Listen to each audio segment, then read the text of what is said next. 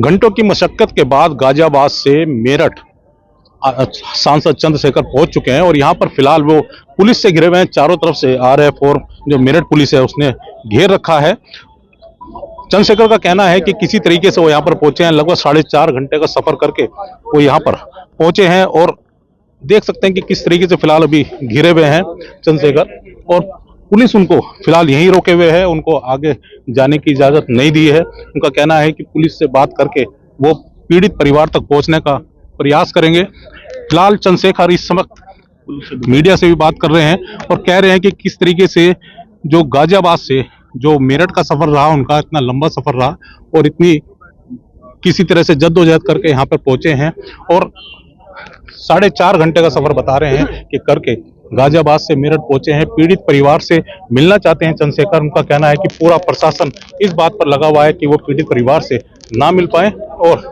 लेकिन गाजियाबाद से मेरठ तक पहुंच गए हैं और मेरठ से आगे जाना चाहते हैं वे पीड़ित परिवार से मिलने के लिए। मेरठ के सरदना क्षेत्र में कपसाड़ गांव में फिलहाल नाकेबंदी चारों तरफ से हो रखी है और यहाँ पर काशी टोल प्लाजा पे भी मेरठ के जो आप देख सकते हैं कि पूरी पुलिस फोर्स यहाँ पर मौजूद है।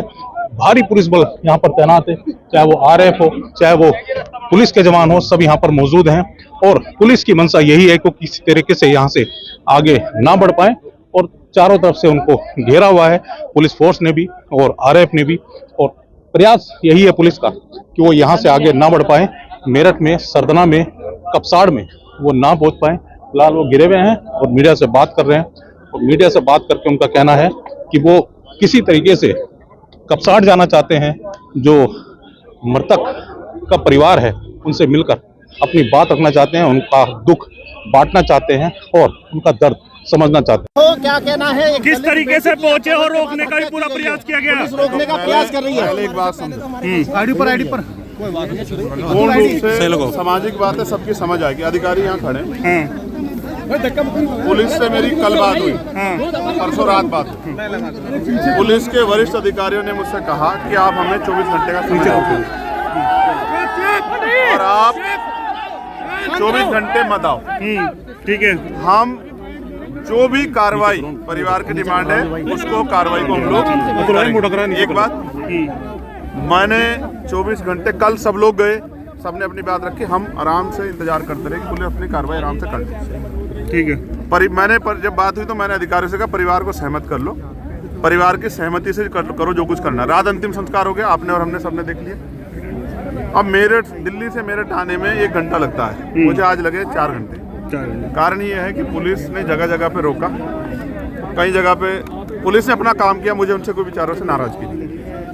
लेकिन मेरी समझ में ये नहीं आ रहा है जो काम अपराधियों के साथ करना चाहिए वो हमारे साथ क्यों हो रहा है। बेसिक हो क्या रहा है, परिवार ने अंतिम संस्कार कर दिया, मेरी परिवार से बात नहीं। जिस परिस्थिति में का हम लोग उनके साथ खड़े हैं, परिवार की जो डिमांड, जिस तरह की परिवार की इच्छाएं थी कि अपराधियों पर कार्रवाई हो, बेटी मिल जाए, वो अभी तक हुई नहीं है। तो हमारा सिर्फ ध्येय ये है कि हम परिवार की तकलीफ को जान लें और अपने पुलिस के साथियों के साथ, एडमिनिस्ट्रेशन के साथियों के साथ उस पर चर्चा कर लें। पुलिस ने क्या किया हमें जानकारी हो जाए और जो उस परिवार की मदद हो सकती है वही एक रास्ता है लोकतांत्रिक, इसके अलावा कोई रास्ता है नहीं। आप और मैं खुद समझ सकते हैं, वो बेटी मेरठ की है और जिस माँ की हत्या हुई है वो भी मेरठ की है। और मैं तो ये देख रहा हूँ सब लोग थे वहाँ, ना कोई पार्टी थी ना कोई जाति थी, सब लोग थे। और अगर मैं चला जाऊंगा उनके आंसू पूछने के लिए, उनके पास जाके बैठ जाऊंगा, तो मुझे नहीं लगता कि किसी को कोई परेशानी हो सकती। अगर कोई ऐसा संवैधानिक कार्य हम लोग कर रहे हो तो पता लगे, लेकिन ऐसा क्या कि मैं जिनको मार दिया गया, जिस माँ को, उस माँ से उस माँ की तकलीफ को, उस परिवार की तकलीफ को अगर मैं जानने भी नहीं जा सकता हूँ तो इसका जवाब तो प्रशासन और पुलिस दे सकती है। तो आप दिल्ली से यहाँ तक पहुँचे हैं, कई हजार पुलिसकर्मी आपको रोकने के लिए लगाए गए हैं। देखो यार, जिसकी माँ मरती है ना, एक होता नेचुरल डेथ, एक हत्या। क्या क्या नहीं सुन रहा हूँ मैं कल से। कोई कहता है लड़की बड़ी है, लड़के को भगा लेगी है। कोई कहता है पहले से पंचायत, और किस तरह से उसकी जो इज्जत को तार तार कर रहे हो। हाथरस में भी यही किया था, प्रेम प्रसंग और सब चीजें। यार ये दलित की बेटी है तो क्या दलितों का खून पानी है क्या उनकी इज्जत नहीं है क्या? मैं तो उसको मेरठ की बेटी कह रहा हूँ। उनको तो शर्म आनी चाहिए जो इस तरह की बातें उस बेटी के बारे में कह रहे हैं। मगर मैं हिस्ट्री पढ़ा हुआ व्यक्ति हूँ और मैं ज़मीन से आया हूँ। अगर ये अपराध, हालांकि मेरी असहमति है, किसी के साथ ना हो, अगर किसी दलित समाज के बच्चे द्वारा हो जाता अज्ञानता में, तो उनका घर जल जाते हैं जी। उनकी महिलाओं को वहाँ से पलायन करना पड़ता। मैं भारत को की हिस्ट्री मैंने पढ़ी है। मैं तो संवैधानिक तरीके से सिर्फ और सिर्फ आरोपी पे कार्रवाई की मांग कर रहा हूँ। क्या मांग है? मांग यही है ना, वो जमीन खा गई, जमीन निगल गई, आसमान खा गया, कहाँ है आरोपी? पुलिस के हाथ तो बहुत लंबे हैं। मुझे रोकने के लिए हजारों पुलिस, मैं दौड़ रहा हूँ मोटरसाइकिलों पे, 20 जगह तो रोका, गाड़ी टूट गई, चोट लग गई, सब कुछ हो गया। ठीक है, मैं सब चीजें हो सकती हैं यार। ये फोर्स लगनी चाहिए थी आरोपियों की गिरफ्तारी के लिए, ढूंढने के लिए। मैं तो कह रहा हूँ ना, जब 24 घंटे का समय आपने मांगा, हमने तो दे दिया ना। आप और बताओ आपको क्या चाहिए? पुलिस ने 48 घंटे कहा कल। पुलिस तो फिर कल को फिर 48 कह देगी, फिर क्या करेंगे? अगर गिरफ्तारी नहीं हुई, चंद्रशेखर क्या एक्शन लेंगे? देखो यार, मैं फिर बता रहा हूँ, ये मामला मेरे लिए नॉन पॉलिटिकल है। कारण उसका ये है, 2 दिन ठंडे हो जाएंगे, लोग अपने अपने घरों में बैठ जाएंगे। जिसने माँ खोई है उसको पता है, जिसकी बहन आज नहीं मिली है उसको पता। सोच के देखो ना, ये एसपी साहब हमारे खड़े हैं, राघवेंद्र जी, इनकी बेटी होती, मेरी बेटी होती, जो लापता होती, क्या एक बाप एक भाई बैठ जाता आराम? यार हम किसी के विरोध में नहीं है, और ये मैं किसी जाति से इसका कंपैरिजन नहीं कर रहा हूँ, लेकिन आरोपी तो आरोपी है ना यार। कौन मदद कर रहा है उसकी? कहाँ चला गया वो? मैं तो कहाँ से कहाँ, एयरपोर्ट से लेके मेरे पीछे लोग उसका नहीं मिल रहा, वो कहाँ चले गए? ऐसा मत करो ना। चौराहे पर सीसीटीवी की बात की जाती है, आप मुंह ढक करके सड़क पर चल रहे हैं। आपके सामने है, मुझसे क्यों कहलवाना चाहते हो? जो काम आरोपियों के साथ जो सलूक करना चाहिए वो तो जनप्रतिनिधियों के साथ किया जा रहा है। पता तो नहीं था सुबह से, यार सब लोग इंतजार ही कर रहे हैं ना। किसने पुलिस से बे भी नहीं कहा होगा?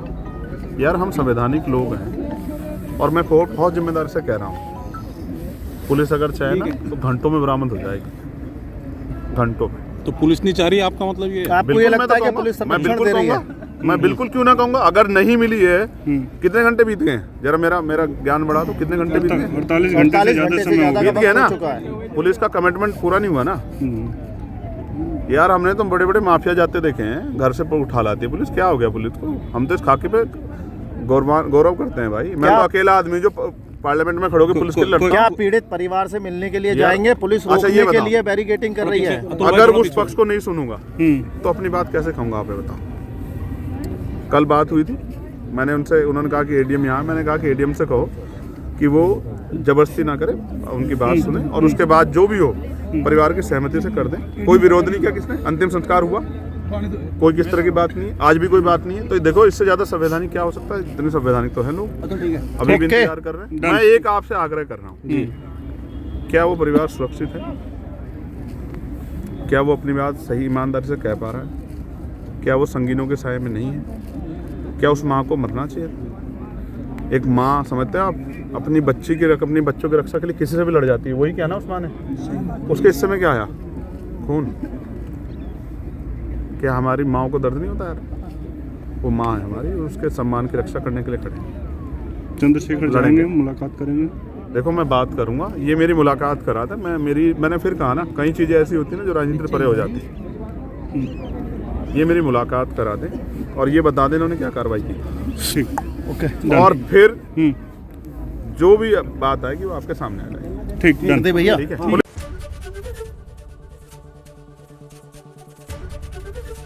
एबीपी गंगा, खबर आपकी, जुबान आपकी।